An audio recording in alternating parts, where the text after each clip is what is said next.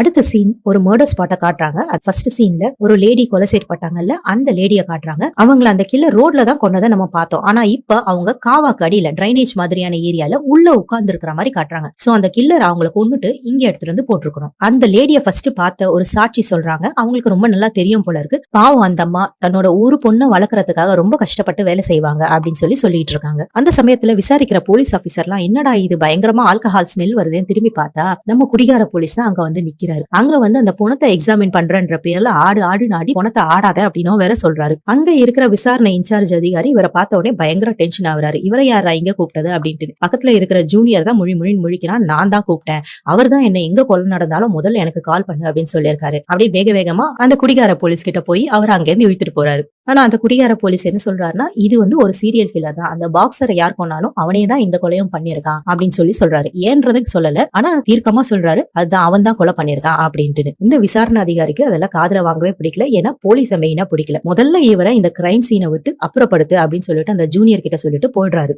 இந்த ஜூனியரும் இந்த குடிகார போலீஸ கொண்டு போய் பவுண்டரி ஆட்ட விட்டுட்டு இவர் திரும்பி வர்றதுக்குள்ள என்ன பண்றாங்கன்னா, அங்க பிரஸ் வந்து நிக்கிறாங்க. நம்ம குடிகார போலீஸ் ஜாலியா இன்டர்வியூ ஸ்டார்ட் பண்ணிடுறாரு. இதை கொஞ்சம் கூட எதிர்பார்க்காத நம்ம விசாரணை அதிகாரியும் ஜூனியர் போலீஸும் பயங்கர ஷாக் ஆகுறாங்க. ஜூனியர் போலீஸ் ஓடுறாரு அவரை ஸ்டாப் பண்றதுக்கு. இப்ப டிவில அந்த போலீஸ் கொடுக்குற இன்டர்வியூ காட்டுறாங்க. இந்த கொலையும் அந்த முன்னாடி நடந்த பாக்ஸர் கொலையும் 2 பேரும் ஒரே ஆள் தான் பண்ணி இருக்கிறது அப்படின்னு சொல்லிட்டு பேட்டி கொடுத்துட்டு இருக்காரு. அதோட இல்லாம அவன் ஒருவேளை அந்த கடவுளை வெறுக்கிறவனா இருக்கணும், இல்லனா ஒரு அட்டென்ஷன் சீக்கிங், தன் மேல அட்டென்ஷன் விழணும்ன்றதுக்காக இதெல்லாம் பண்ணிருக்கணும் அப்படின்னு சொல்லிட்டு முடிக்கிறான். இதை டிவில பாத்துட்டு இருக்க ஒருத்தனை காட்டுறாங்க.